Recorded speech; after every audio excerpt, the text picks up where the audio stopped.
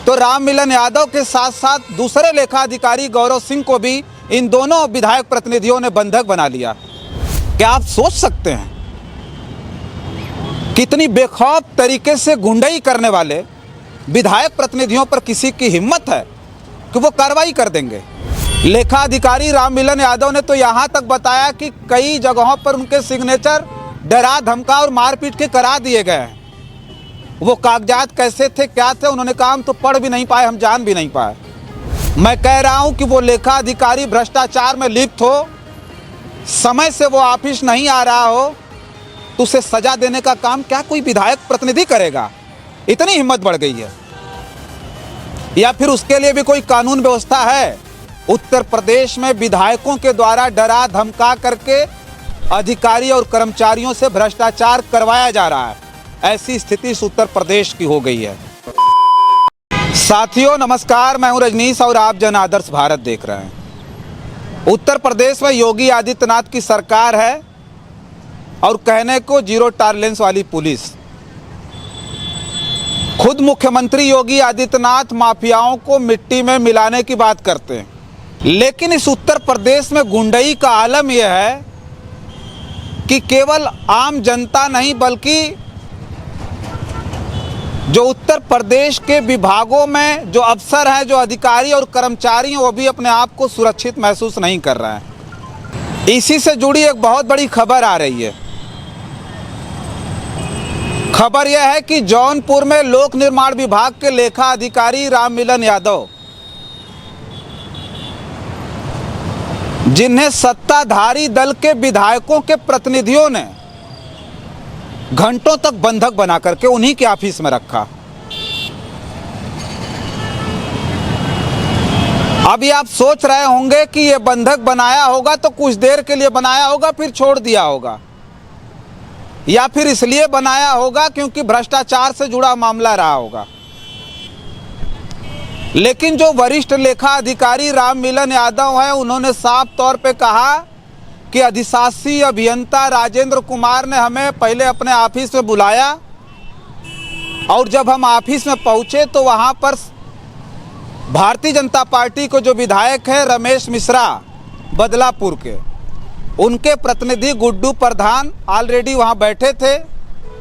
उसके साथ साथ जो शाहगंज के विधायक हैं निषाद पार्टी के रमेश सिंह, उनके प्रतिनिधि रजनीश सिंह भी वहां बैठे थे और अधिशासी अभियंता राजेंद्र कुमार ने उन्हें उकसाया और उसके बाद इन दोनों प्रतिनिधियों ने राम मिलन यादव पर हमला कर दिया। खुद लेखा अधिकारी राम मिलन यादव ने कहा कि मैं तो समझ नहीं पाया कि किस चीज से मेरे ऊपर हमला किया गया,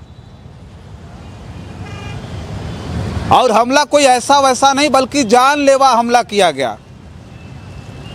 बीच बचाव में जो दूसरे लेखा अधिकारी गौरव सिंह थे, वो जब पहुंचे ऑफिस में तो राम मिलन यादव के साथ साथ दूसरे लेखा अधिकारी गौरव सिंह को भी इन दोनों विधायक प्रतिनिधियों ने बंधक बना लिया, मारपीट की, और बंधक तब तक बनाए रखा जब तक योगी की पुलिस वहां न पहुंची। जब उत्तर प्रदेश की पुलिस वहां पहुंची तब बंधक बनाए गए जो लेखा अधिकारी थे वो छूट पाए। लेकिन उससे बड़ी बात यह है कि जब वो लेखा अधिकारी राम मिलन यादव एफआईआर दर्ज कराने पहुंचे तो पुलिस वालों ने उनकी एफआईआर दर्ज ही नहीं की। एफआईआर तो छोड़िए, मेडिकल मुआयना करने की भी जरूरत उत्तर प्रदेश की पुलिस ने नहीं समझा। जब मामला प्रकाश में आया तो उसके बाद अब खबर आ रही है कि प्राथमिकी दर्ज कर ली गई है और आश्वासन मिला है कि जांच के बाद कार्रवाई होगी। क्या आप सोच सकते हैं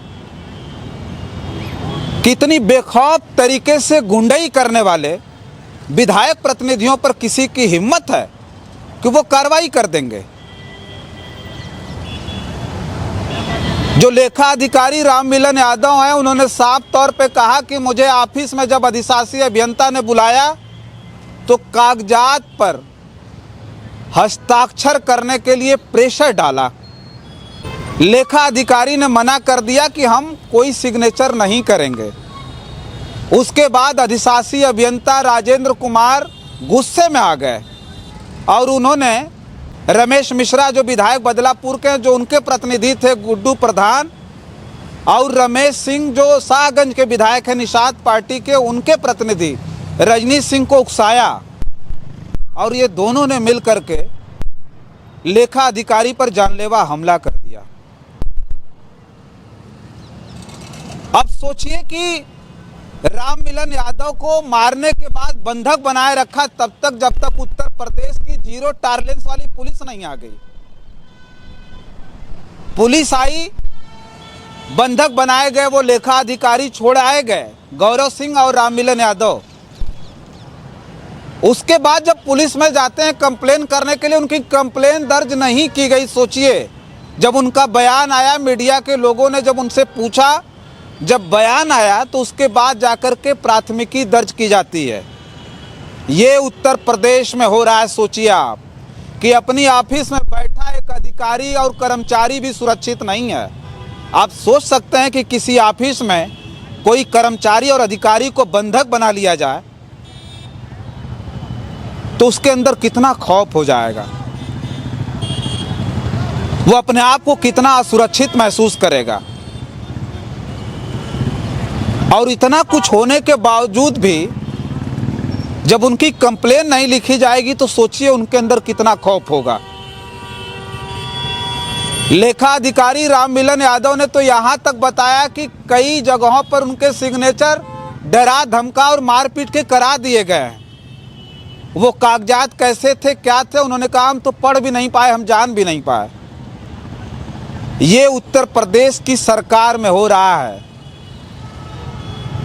प्रशासन सुनने वाला नहीं है और इस हालात को नज़रअंदाज करते हुए उत्तर प्रदेश के जो मुख्यमंत्री योगी आदित्यनाथ हैं, वो मंचों पर चढ़ करके सोचिए कि कानून व्यवस्था को लेकर के कितनी लंबी चौड़ी बात करते रहते हैं।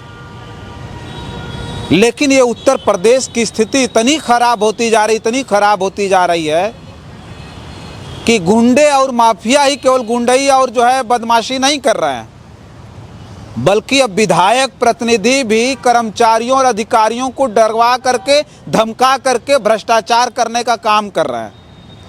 अब जो नई खबर आ रही है निकल करके, उसमें साफ तौर पे कहा गया है उनके प्रतिनिधियों के द्वारा कि ये भ्रष्टाचार में लिप्त थे, ये अपने ऑफिस समय पर नहीं आते।